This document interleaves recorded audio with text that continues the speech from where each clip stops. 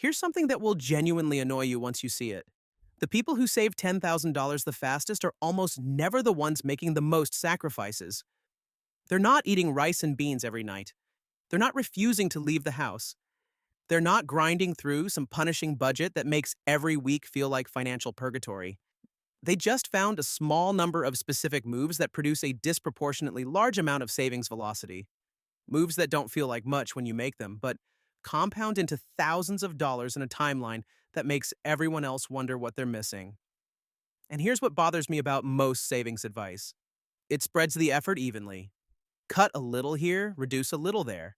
Make 100 small adjustments that each feel like sacrifice and collectively produce maybe $200 a month of progress.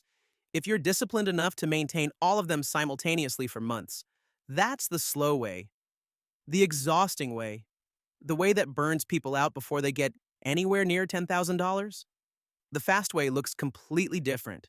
It's about finding the 2 or 3 places in your specific financial life where the effort to output ratio is so favorable that the savings almost feel unfair compared to the lifestyle disruption involved.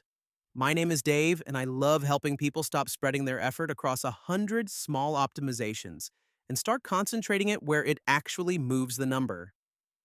Let's start with a concept that changes how you think about the entire savings problem. Not all savings are created equal. Some savings moves cost you $400 a month in lifestyle and deliver $400 a month in actual savings. The ratio is 1 to 1.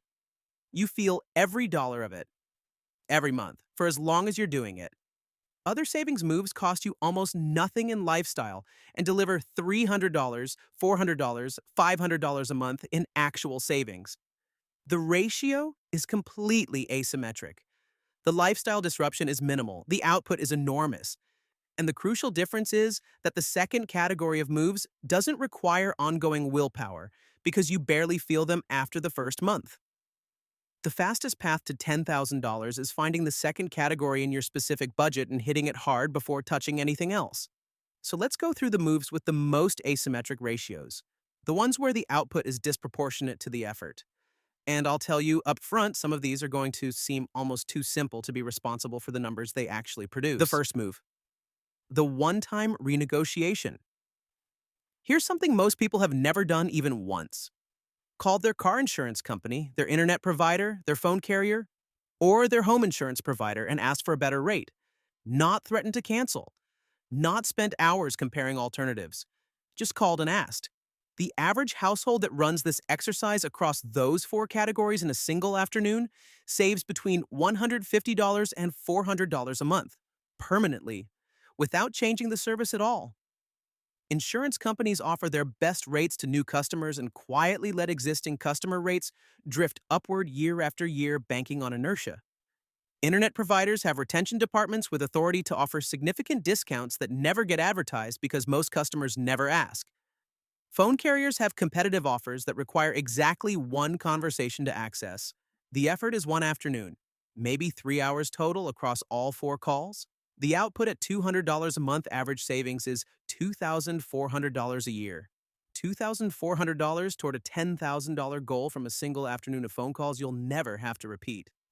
That is an almost unfair effort to output ratio.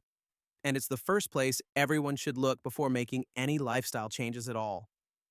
The second move, the interest rate arbitrage. This one requires understanding a specific mathematical reality that most people carrying debt have never properly confronted. If you have credit card debt at 22% and savings growing at 4%, you are paying 18 percentage points of net interest on every dollar you're simultaneously saving and owing. In other words, for every $1,000 you have in savings while also carrying $1,000 in credit card debt, you are losing $180 a year in net interest. Not gaining. Losing. The savings account is not helping you. It is slightly slowing down how badly the credit card is hurting you. The high-velocity move here is redirecting the savings contribution temporarily and aggressively to eliminate the high-interest debt first. Here's what this produces in practice. Someone carrying $4,000 in credit card debt at 22%, who redirects $600 a month to debt elimination, clears the debt in approximately 8 months. The interest they were previously paying, around $880 a year, now becomes freed cash flow. That freed cash flow plus the original $600 contribution redirected to savings produces approximately $1,480 a month of savings velocity.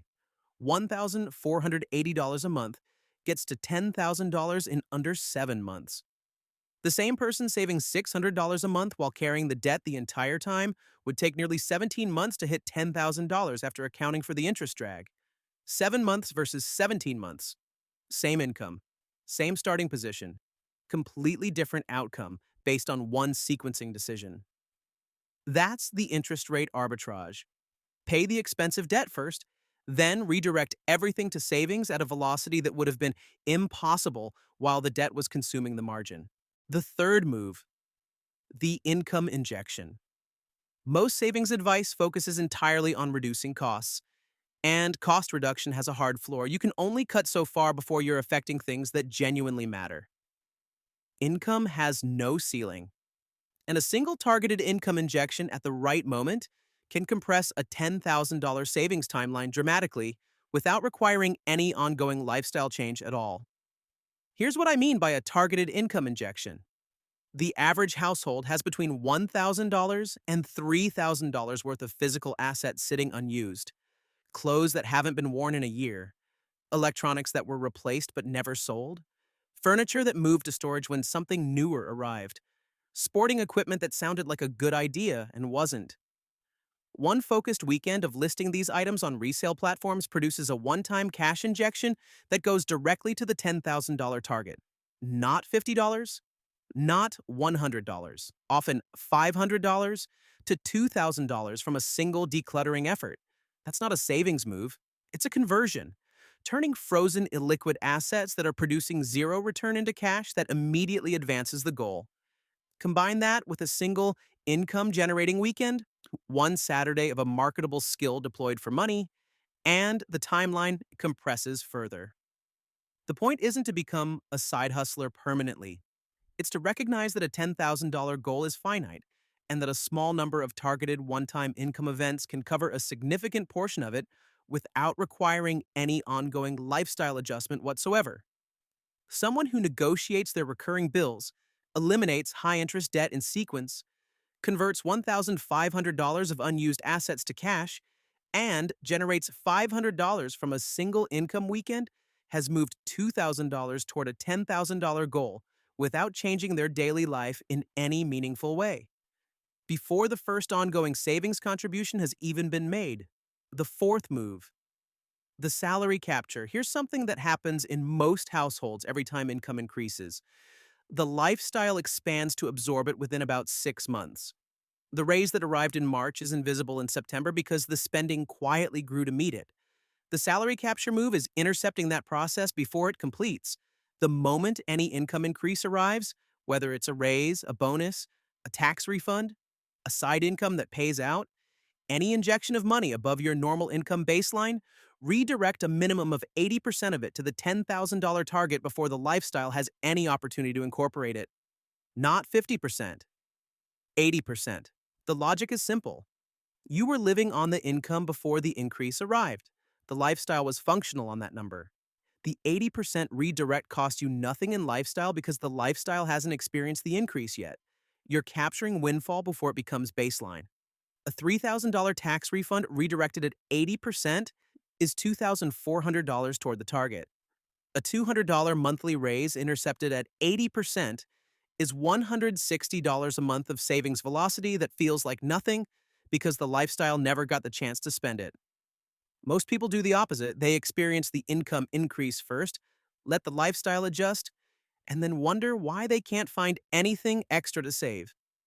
The salary capture move changes the sequence. Experience the savings first, let the lifestyle have the remaining 20%. The outcome is dramatically different because the money was intercepted before the psychology of lifestyle inflation had a chance to run. The fifth move, the compounding stack. This is the one that makes the timeline feel genuinely unfair to anyone watching from the outside. It's not a single move. It's what happens when you run all 4 previous moves simultaneously rather than sequentially. The one-time renegotiation frees $200 a month permanently from month 1. The interest rate arbitrage clears the debt in month 8 and releases $1,480 a month of savings velocity from that point forward. The income injection adds $2,000 to the target in the first 2 months. The salary capture intercepts the next bonus, or raise and redirects 80% before lifestyle absorbs it. In isolation, each of these moves is useful. Combined, they compound against each other.